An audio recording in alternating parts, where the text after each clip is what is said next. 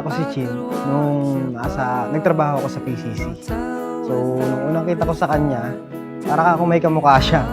It turned out na parehas ko palang teacher ng high school yung magulang niya. Schoolmate po kami since high school, tsaka college, pero hindi po namin alam pareho. Doon po lang po kami nagkakilala sa PCC.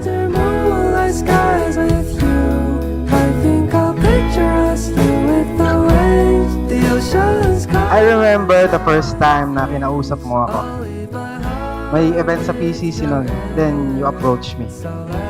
Tinanong mo ako kung kapatid ko ba si Ate Mary Rose. Sinagot naman kita ng oo. Kita mo naman, unang tanong mo pa lang, sinagot na kita.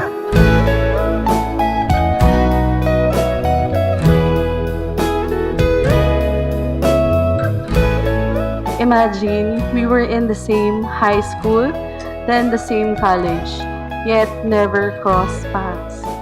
But when the right time and opportunity came, when we were both working, that's when God brought us together. And that moment changed everything. My love will always stay by you. I'll keep it safe, so don't you worry a thing. I'll tell you I love you more. Hi, love. It's stuck with you. I actually started writing my vow 2 years ago when I was in Japan. I'll trust that you Excited ba masyado? will always bring. Alam ko lang kasi sa sarili ko na ikaw na yung binigay sa akin ng Panginoon. I'll imagine we fell in love on that wonder moonlight skies with you.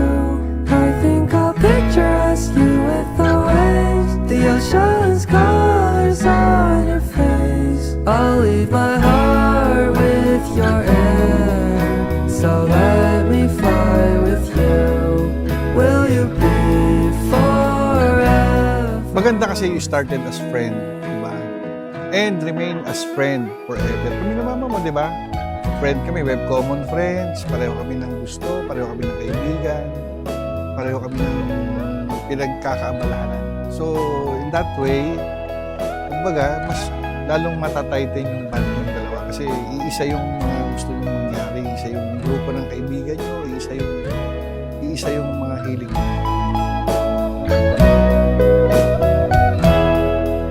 Dear friends, we are gathered here in God's presence to witness the marriage of Ren and Chin. By our presence here, we are all accept responsibility for helping them and for encouraging them in their days ahead. As they grow together in love, we are called to rejoice with them in their happiness, to help them when they have troubles, and to remember them in our prayers.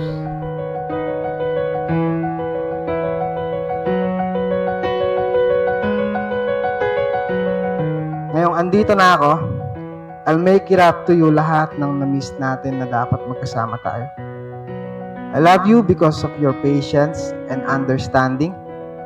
Lalo na kapag may mga tampuhan tayo na mas pinipili natin ayusin. You're a gift that I get to experience in life, love. I love you because you're always watching out for my well-being. Lalo na nung nasa abroad ako, sa sobrang pag-aalala mo pa nga, minsan nagsusumbong ka na kay ate. Ang tawag ko nga sa'yo, sumbongera, di ba? But I know you love me, that's why. Your heart is full of love. Mahal kita sa napakaraming dahilan. I realize the happiest version of me is when I'm with you.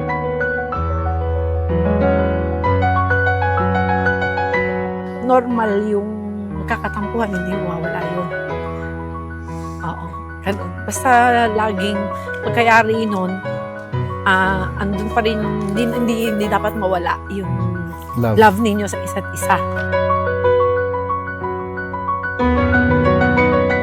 Sa 5 taon ng pagsasama natin, napakarami na nating napagdaanan.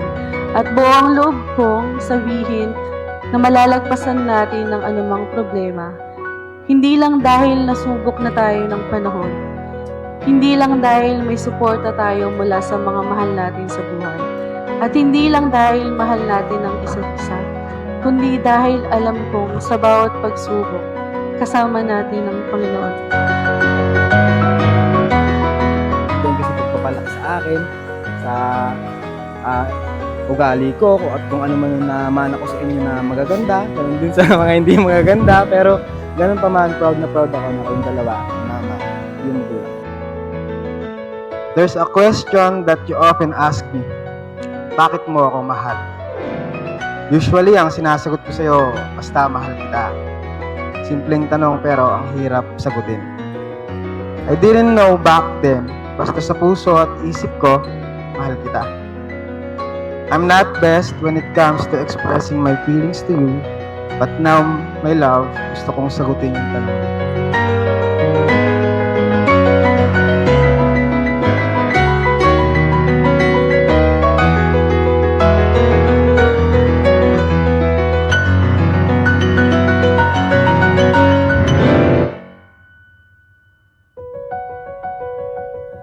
Love is a promise that is always kept, a fortune that can never be spent, a seed that can flourish in even the most unlikely of places, and these radiance that never fades. This mysterious and magical joy is the greatest treasure of all, one known only by those who love.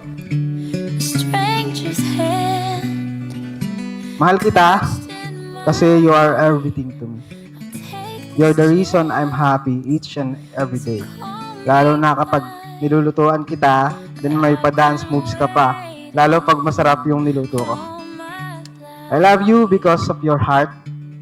You always put me first before yourself. Even nung nasa Japan ako, ikaw ang naging lakas ko. I've been through a lot, but you breathe life back into me. Kung ano yung feelings nyo nung simula hanggang sa dulo. Ganon ang gusto kong mangyari sa inyo, buhay niyo. Laging mag-uunawaan at magpapasensyahan palagi. Respect each other. Sa bawat araw na naiisip ko na ikaw ang makakasama ko habang buhay. Kaya pa ang puso ko dahil alam kong magiging mabuti kang asawa at magiging pagmahal na ama sa ating mga anak. Paano ko po nalaman? Dahil nakita ko kung gaano ka kabuting anak kina Tita Helen at Tito Emerson at mabuting kapatid kay Ate Mary Rose.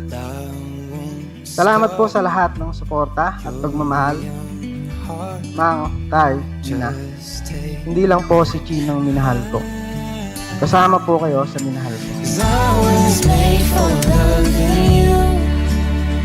Even though we may be hopeless, thoughts just passing. Alam ko naman na lagi lang kayong nandyan para sa amin. Handang umalalay sa aming dalawa. So, love ko din ko. Love, I promise that our marriage will be about me and not you. God knew my heart needed you. You are more than a soulmate. You are a piece of my soul. You will never be unloved by me.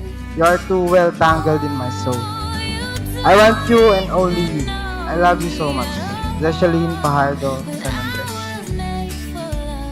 I am ready to walk through every joy, challenge, and triumph with you, hand in hand, heart to heart, and with God at the center of it all. Mahal na mahal kita, at ikaw lang ang gusto kong makasama sa buong buhay ko at sa mga susunod. Darling,